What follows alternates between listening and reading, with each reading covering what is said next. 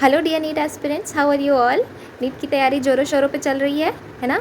तो कुछ लोग एक कॉमन मिस्टेक करते हैं कि वो मॉक टेस्ट नहीं देते। वो सोचते हैं कि हम रिवाइज़ कर लें, हम पढ़ लें, वो ज़्यादा बेटर है। टेस्ट देंगे तो पता नहीं, बिना पढ़े हम टेस्ट देंगे तो नंबर कम आएंगे। ठीक है, तो मैं इस टॉपिक को अच्छे से एक्सप्लेन कर दूँ। सबसे पहली बात कि जो आप टेस्ट दे रहे हो वो नंबर के लिए नहीं दे रहे हो। ठीक है, नंबर आपके 400 आ रहे हैं, 600 आ रहे हैं, 700 आ रहे हैं, इनमें से एक नंबर भी नीट के रियल एग्ज़ाम में कंट्रीब्यूट नहीं करेगा। आइदर कम हो ज़्यादा हो, कंट्रीब्यूट ये करेगा कि आपने प्रैक्टिस कर रखी है और उस प्रैक्टिस में आप सिली मिस्टेक्स मिनिमाइज़ कर लो, इसके थ्रू कंट्रीब्यूट होगा। ना कि आपके इधर 400 नंबर आ रहे हैं तो आप दिल छोटा करके बैठ जाओ कि हमारे तो नंबर कम आ रहे हैं, हम अब टेस्ट देंगे ही नहीं, हम पहले रिवाइज़ कर लेते हैं और फिर ढेर सारा बुक नोट खोल के बैठ जाओ रिवाइज़ करने। तो नहीं यार, पहले मॉक टेस्ट दो। मॉक टेस्ट ही आपका रिवीजन है।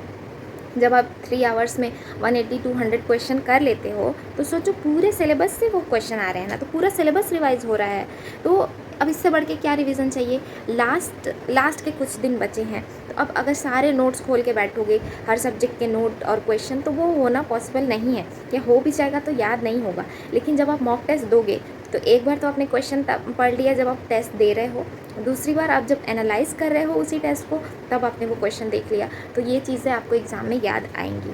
ठीक है, अब मैं ये बता दूं कि मॉक टेस्ट अच्छे से कैसे प्रैक्टिस करना है या कैसे देना है। तो देखो, सॉल्व तो सब लोग करते हैं, है ना। तो ज़्यादातर बच्चे OMR में फिल कर लेते हैं। OMR का ज़ेरॉक्स या फिर वो ख़रीद के लाए होते हैं या कोचिंग से प्रोवाइड होते हैं। जिनके पास नहीं है वो कोई OMR डाउनलोड करके उसको प्रिंट करा लो, और OMR भरने की भी प्रैक्टिस करनी चाहिए। ये नहीं कि कॉपी में 1 2 3 करके आंसर लिख दिया तो उससे हो गया, क्योंकि बहुत सारे बच्चों के साथ ये दिक्कत होती है कि यहाँ तो सही करते हैं, OMR गलत भर देते हैं, या OMR भरने के लिए टाइम सही से नहीं हो पाता। तो देखो, टाइम मैनेजमेंट यहाँ पे बहुत इंपॉर्टेंट रोल प्ले करता है। तो जैसा आपके नीट में आपको देना है ना, क्वेश्चन जैसे करने, मॉक टेस्ट से तो आप कर रहे हो, लेकिन OMR भरने की प्रैक्टिस प्लीज़ प्लीज़ प्लीज़ मत छोड़ना। OMR भी आप कहीं से भी डाउनलोड करके प्रिंट कराओ या फिर परचेज कर लो और OMR में ही प्रैक्टिस करो। ठीक है, मेरे खुद के 2 क्वेश्चन मेरी सिली मिस्टेक की वजह से मैंने गलत फिल कर दिया था। लाइक मुझे A भरना था और मैंने B भर दिया, ऐसा कुछ हो गया था। तो ऑल दो मैंने प्रैक्टिस कर रखी थी, फिर भी एग्ज़ाम में वो चीज़ हो गई गलती। तो आप लोग वो गलती मत करना। तो आपको ultimately in remaining 1 week 10 days जो भी जितना भी टाइम बचा हुआ है, इसमें आपको मॉक टेस्ट देने हैं नीट के 1 और 2।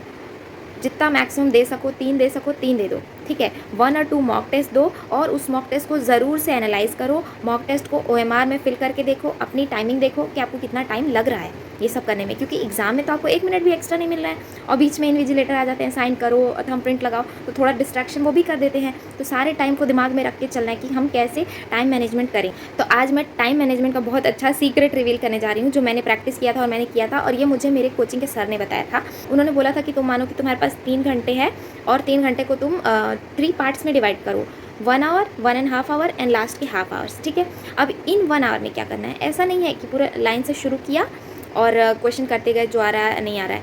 1 आवर में इतना जल्दी जल्दी क्वेश्चन रीड करना है कि आप सारे 180 से 200 क्वेश्चन देख लो एक बार। ठीक है, अब क्वेश्चन देखने के बाद जो मोस्ट ईजी है उसको तो आप तुरंत उसी वक्त मार्क कर लोगे पेपर में कि ये ईजी है, ये तुरंत आ गया, ये मेमोरी बेस्ड है, ये आपको याद है, वो कर लिया।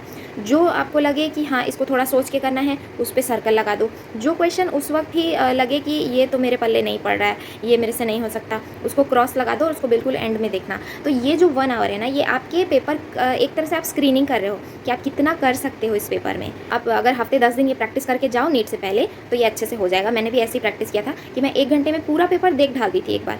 तो ये एक round one of solving paper था, और राउंड 1 में मैं बायो में मतलब लगभग 40 कर लेती थी, केमिस्ट्री में 10 कर लेती थी, फिजिक्स में 5-10 कर लेती थी। तो राउंड 1 में इतने क्वेश्चन भी हो जाए दैट्स इनफ, है ना, ज़्यादा कम की बात नहीं है। राउंड 1 में ये करना है कि जो ईजीएस्ट मोस्ट है वो आपने कर लिया, जो टफ है, ज़्यादा टाइम टेकिंग है, उसको आपने मार्क कर लिया है कि इसको फिर से देखना है, और जो आपको पता है कि ये नहीं हो सकता उसको भी आपने रूल आउट कर दिया पहले कि इस पर टाइम नहीं लगाना है। ठीक है, तो राउंड 1 1 घंटे में ख़त्म हो गया। उसके बाद दूसरा राउंड आता है 1.5 घंटे का, उसमें अब आपको प्रॉपर सॉल्व करना है जो आपने रिव्यू के लिए मार्क किया हुआ है कि इसको अच्छे से फॉर्मूला लगा के करना है या सोच के करना है जो भी। तो 1.5 घंटा ही सफिशिएंट। राउंड 2 आपका हो गया। लास्ट का जो 3rd राउंड बचता है वो बचता है सबसे टफ, जो कुछ ऐसे क्वेश्चन होते हैं जो आप कर रहे हो, आंसर नहीं निकल रहा है, ऑप्शंस मैच नहीं कर रहे हैं, उसको राउंड 3 में देखना है। ठीक है, अब मैंने ये तो बताया नहीं OMR कब फिल करना है ना। तो OMR साइमल्टेनियसली करना है। लाइक जब आप राउंड 1 में कर रहे हो 1 घंटे में पेपर, जो क्वेश्चन आप बिल्कुल श्योर हो उसको OMR में नंबर मिलाओ, ऑप्शन मिलाओ और छोटा सा डॉट बना दो, बनाते बनाते चलो। लाइक और हर क्वेश्चन के बाद ये चीज़ नहीं करना है,